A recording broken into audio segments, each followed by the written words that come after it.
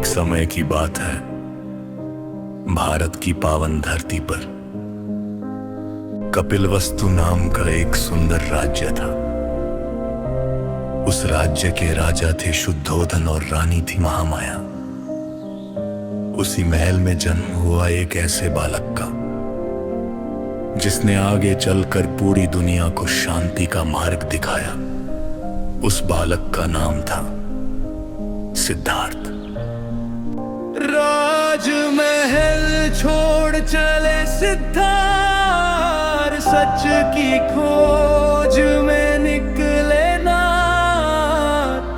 सिद्धार्थ को बचपन से ही एक सवाल परेशान करता था।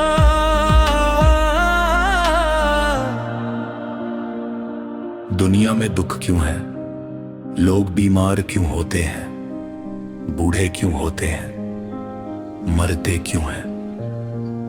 जब उन्होंने पहली बार एक बूढ़े को, एक रोगी को और एक मृत व्यक्ति को देखा तो उनका मन विचलित हो गया। उन्होंने समझ लिया कि ये संसार दुखों से भरा है। देखा दुख का सागर गहरा, मन में उठा सवाल सुनहरा। एक रात सिद्धार्थ ने राजा महल, माता पिता पत्नी यशोधरा और पुत्र राहुल को छोड़ दिया और निकल पड़े सत्य की खोज में। इसे कहते हैं महाबेनिष्क्रम। उन्होंने कई वर्षों तक कठिन तपस्या की, भूखे रहे, शरीर को कष्ट दिया, लेकिन सत्य नहीं मिला। तब उन्हें एक बात समझ आई, अत्यधिक भोग भी गलत है और अत्यधिक तप भी गलत है। सही रास्ता है मध्यम मार्ग। नाती सुख नाती दुख, बीच की राह में है ही सुख। फिर एक दिन गया में पीपल के वृक्ष के नीचे ध्यान करते हुए सिद्धार्थ को ज्ञान प्राप्त हुआ। उसी क्षण वे बन गए गौतम बुद्ध। बुद्ध ने कहा, दुख का कारण तृष्णा है, चाह लालच मोह, और दुख से मुक्ति का मार्ग है अष्टकाम मार्ग।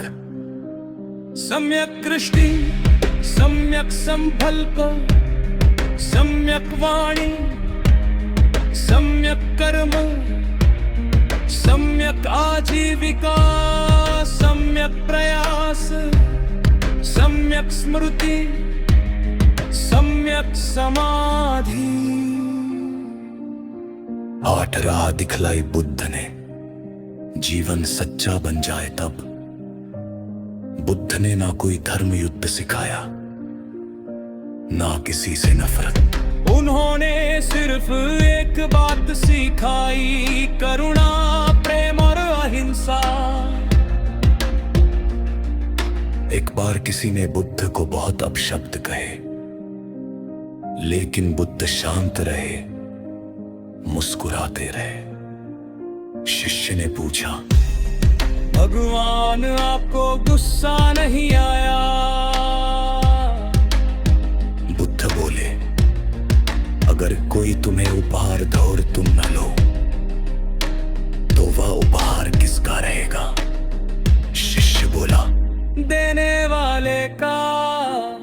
बुद्ध बोले, मैंने उसके शब्द स्वीकार ही नहीं किए।